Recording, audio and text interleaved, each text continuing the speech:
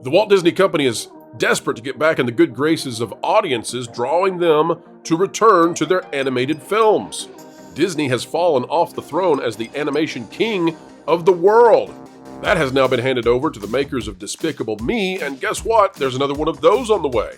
So how is Disney going to get folks to return to see Inside Out 2 in the droves they once knew? Well, what if they showed an entire third of the movie already to theater owners just to try to pump them up?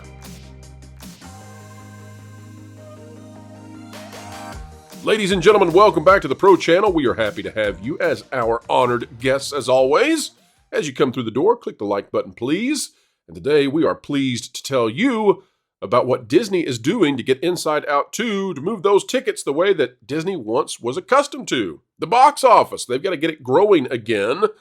And this time they're so desperate that they showed an entire third of Inside Out 2 already shown it. And they did that for theater owners and for fans at the CinemaCon convention in Las Vegas. Why? Because they desperately need people excited for this film. They desperately need theater owners to believe in the mouse again. And that's not something that you would have thought just 5 years ago. But folks, let's get into the information we have straight from the source who was there at the time, Alan Ng. But Alan, a film that I think matters maybe even more is Inside Out 2. And it matters so much because Disney Animation has not been on the rocks this hard since, gosh, what, Atlantis? I mean, you really got to go back to find a time when they had been, embarrassed this badly. This is a film that's going to be going up against the next Despicable Me movie. So Disney needs to perform well with this. We have always said that Inside Out 2, that we're not condemning it. We just think it has an extra layer of difficulty beyond what it should have. So for example, Alan, if you came to me and I'm the executive and you said, we're going to make a new Inside Out 2 and the main new character is going to be anxiety. My response is going to be, how am I going to merchandise anxiety to 6-year-olds? Like, how am I going to sell a mental disorder plushie to parents and kids? You, however, have seen now a significant part of Inside Out 2. Yeah, the first 35 minutes. Tell us your thoughts on this. Are they so far threading the needle? Yeah. I said Disney had a good shot with 4 movies. This is one of those movies. Inside Out, from the first 35 minutes, mind you, looks like a legit hit. It feels like the first Inside Out movie. The things we've been concerned about doesn't seem to be in the first 35 minutes. And I'll keep mentioning that because what Disney has done with us critics is that they'll send us previews, first few episodes, first few minutes of things, and they'll look really great. And then when it finally comes out and you see the rest of it, it's like, whoa, no wonder they gave us the first one. Alan, that's the Disney Plus strategy, right? The first 2 episodes are always scrubbed of anything that would be objectionable or might drive families away. And it's in that like 5th and 6th episode in the middle of the Disney Plus series. I'm looking at you, proud family, louder and prouder. That's where they hide the stuff. So, I don't think they're out of the woods yet. That might not be the best example of that might not be the best example of a bait and switch. I would say Muppet Babies would probably, Yeah, I will say I loved the first 35 minutes. I felt like it was back to form for Pixar. The ideas and concepts they brought into Riley's mind makes sense. The impression I got is these new emotions, they are the villains of the movie, and that the movie follows the OG crew, which is joy, fear, anger, the rest of all 5 of them. I will say though, Bill Hader and Mindy Kaling are not returning to. And Bill Hader's going to be missed, from what I can tell. What's Tony Hale? Tony Hale is replaching Bill Hader. Right, Bill Hader is the one that I when I heard the replacement, I went, no, not matching this at all. Well, yeah. I like Tony Hale. I'll say that. You will notice the difference greatly, but Yeah, we'll see. We'll see what the rest of the film is. Again, I don't know the reason why, but these are the facts. No, so basically Riley hits puberty, and so that brings on the new emotions. There's also a new system that occurs within Riley. She was a child before; she's turning a teenager, and now there's this idea of beliefs. She believes. So she's become a hockey player, and she's become very good at it. And so one of her beliefs is that she's a good hockey player. She takes pride in it, and so all these memories now coalesce into a belief about herself.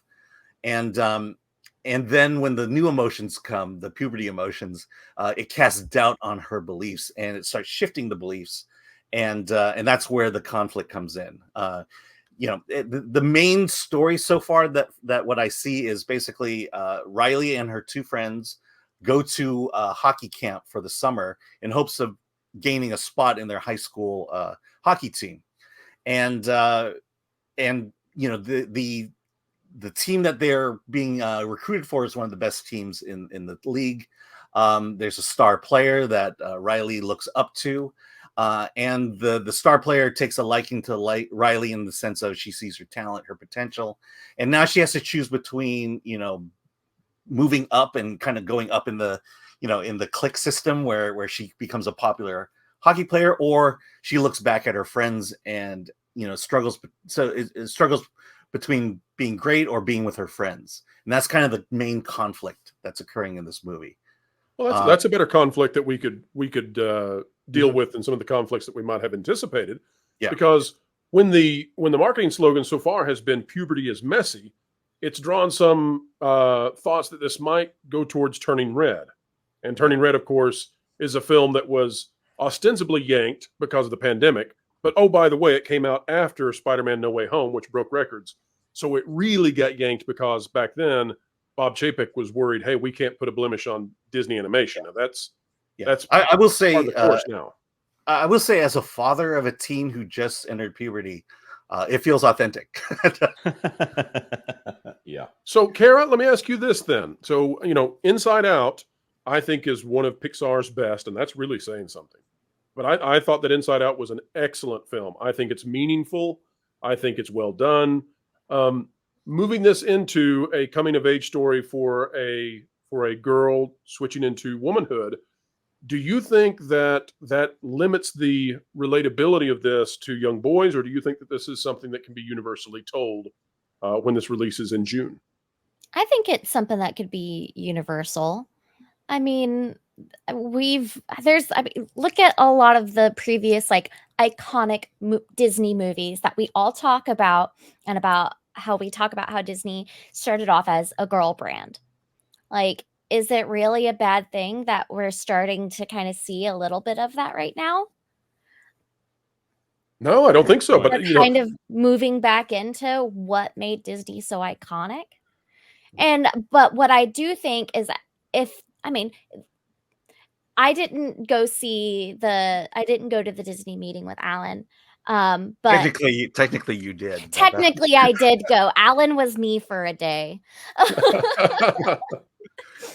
Very tall. We won't tell. I'm glad. Me. I'm glad you've shared that with a small group of people. Nobody will tell. I mean, who in that crowd is? If Alan introduces himself as Kara, are they really going to challenge him out at that crowd? Well, you should have been at the luncheon that I went to before that, and realizing, oh, I'm Kara, and I'm talking to these theater owners. They look at my badge. Oh, he's Kara. He's one of those. Yeah, no, I identify as Kara. Yeah. I am one that I really enjoyed the first Inside Out, and but I'm curious to see how this one does land, and if they are going to kind of push the boundaries a little bit more as to what we've been seeing. But at the same time, I do like that, according to what Alan is saying, it's starting to kind of get back into the feel of what is starting to get back to the feeling of what was taken away, or at least replaced recently. And like, I haven't seen the trailer for, I mean, I've seen the initial trailer for Inside Out 2, but I mean, we'll see. I think it's one that I will watch just for the fact that I am looking forward to a good Disney movie. And if it lets me down, it lets me down. It just means I will go back to being a bit more hesitant with my money whenever it comes to theaters and Disney, because I haven't been to a Disney movie in quite a while in theaters. So if this is what brings me back to it, I will dip my toe in, but I will leave my expectations very low. Absolutely. So. Jonas, let's hit some super chats. Then, Alan, if you're okay with it, we'll come back to those next two films and your impressions in just a moment. Alrighty. Steve C., member for 10, reminds me of Dark Crystal Muppets. Ooh. Talking about anxiety, I bet. That's my guess. Alan, how was Anxiety animated? Because it looks like a Fraggle that's been run over by a truck. Does it? That's why I like it. That's how you feel. Yeah, I mean, Anxiety basically, Anxiety is the counterpart to joy, and joy acts impulsively in a joyful manner. Anxiety overanalyzes the possible outcomes of one's decisions, and overanalyzes the, if she goes this way or that way, will she go to college and become a great hockey player, or will she languish away with her friends who are nobodies?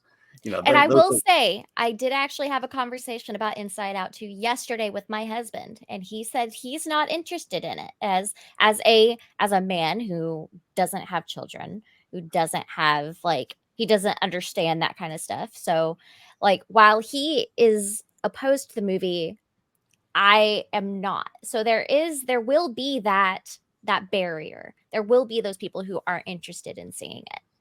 So, yeah, exactly. But we did actually have this. It just reminded me that we had that conversation yesterday.